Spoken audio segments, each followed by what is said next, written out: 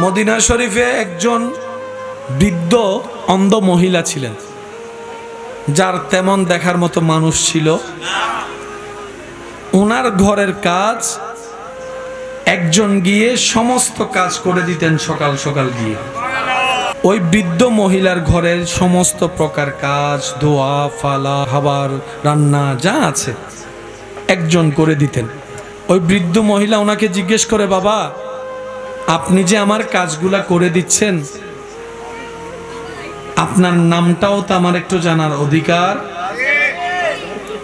নাম জিজ্ঞেস করলে তিনি আর বলে, তো বৃদ্ধ মহিলা বলে, নিজের রক্তের মানুষে খেয়াল রাখে না, তুমি পর হয়ে আজকে আমার এত উপকার করছো, তাও ডেলি ডেলি এসে কাজ করে দিচ্ছ।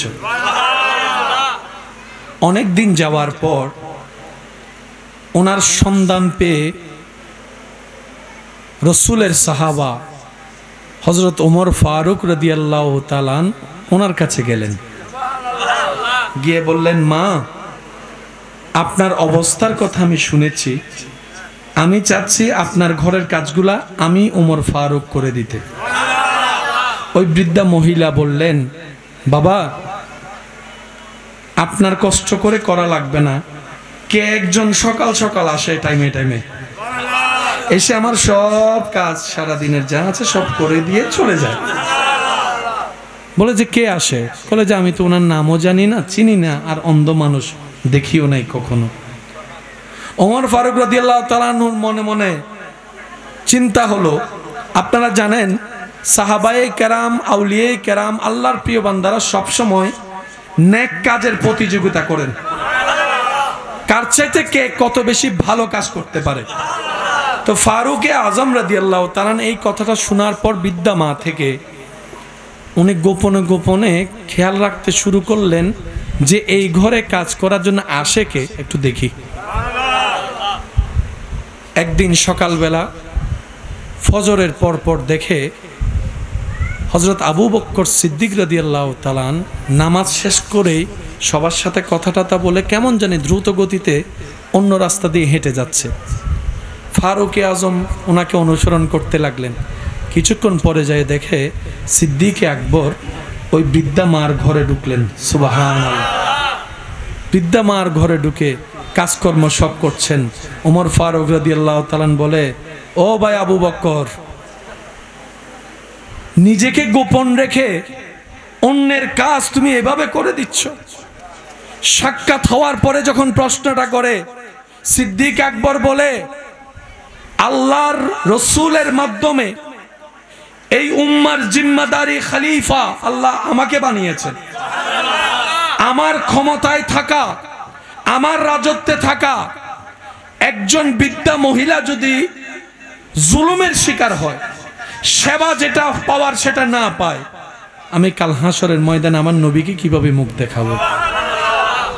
আমি খলিফা, আমি রাষ্ট্রপ্রধান, আমি প্রধানমন্ত্রী, জগতে জানে, কিন্তু আসল প্রধানমন্ত্রী তো সে যে জনগণের মুখে হাসি ফুটানোর চেষ্টা করে। আবু বকর সিদ্দিক বলে, আমি নবীর সামনে লজ্জিত হতে রাজি না, সেজন্য আমি যেখানেই খবর পাচ্ছি আমি আমার সেই নবীর উম্মতদের সেবা করার চেষ্টা করতেছি। সুবহানাল্লাহ। ফারুক আজম বললেন, ও ভাই আবু বকর, তুমি পরবর্তী প্রশাসকদের উপর বড় জিম্মাদারি দিয়ে যাচ্ছ, বড় একটা আদব শিখাই যাচ্ছ যে সেবা কিভাবে করতে হয়। এগুলো কোথায় আছে ইসলামে? বলেন সবাই, এগুলো কোথায় আছে? কিন্তু আমরা নিতে জানেন। আমি একটা কথা বলি কি জানেন ভাই, অন্যের কথা বাদ দেন, নিজে শান্তি থাকার জন্য হলো মানুষকে শান্তি রাখেন। কারণ আপনি করেন আর মামলা দেনা করেন, যাই করেন, আপনি এখানে শান্তি পাবেন না না না। আর এখানে যদি শান্তি না পান, আপনি আর পাইলেন কি? কিন্তু এই কথাটা আমি আপনাদের সবার থেকে একটু শুনতেও চাইবো, আশা করবো আপনারা একটু মাথায়ও রাখবেন, মনেও রাখবেন। একটা হচ্ছে সুখ, একটা হচ্ছে শান্তি। কয়টা জিনিস? আমরা বেশিরভাগ মানুষ সুখ এবং শান্তিকে এক মনে করি, কিন্তু সুখ আর শান্তি এক জিনিস। সুখ জিনিসটা কেমন জানেন? কুয়াশার মতো, আসে দেখা যায় আবার, আর শান্তি জিনিসটা থেকে যায়। আরো জোরে বলেন। অনেক মানুষ দেখবেন শখ করে ঘরে রান্না না করে, ঘরে না খেয়ে চল আজকে একটু বাহিরে খায়। 3-4 জন মিলে, ফ্যামিলির সবাই মিলে বাহিরে যে রেস্টুরেন্টে খাইলো। এই যে সবাই মিলে খাচ্ছে, এটা হচ্ছে সুখ। বলেন না সবাই? নিজে যেটা খায় সেটা কি? সুখ। মানুষকে যেটা খাওয়ায় এটার নাম শান্তি। জোরে বলেন। তাই দেখবেন নিজে খাইলে পেট ভরে, মানুষকে খাওয়াইলে মন ভরে। সুবহানাল্লাহ, জোরে বলেন।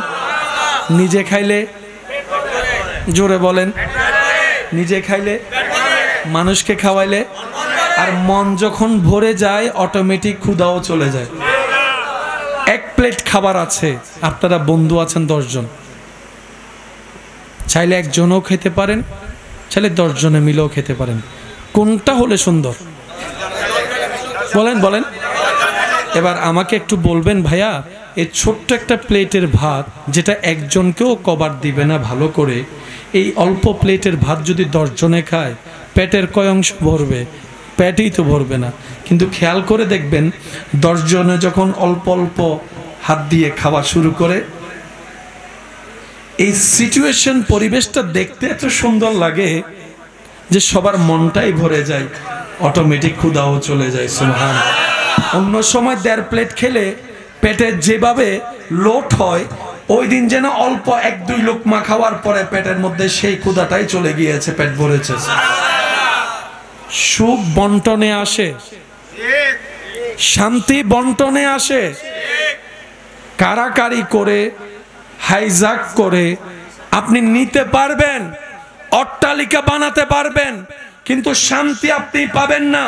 সুখের দেখা পাবেন, শান্তি পাবেন না। আর মানবের জীবনে সবচাইতে দরকার সুখের চাইতে বেশি শান্তি। সুখ লেগে চলে যায়, কথা বলেন না। সুখ লেগে, বাহিরে প্রচুর গরম, রুমে এসি চলছে কারো রুমে, প্রথমে ঢুকলে কেমন লাগে? বলেন না রে ভাই।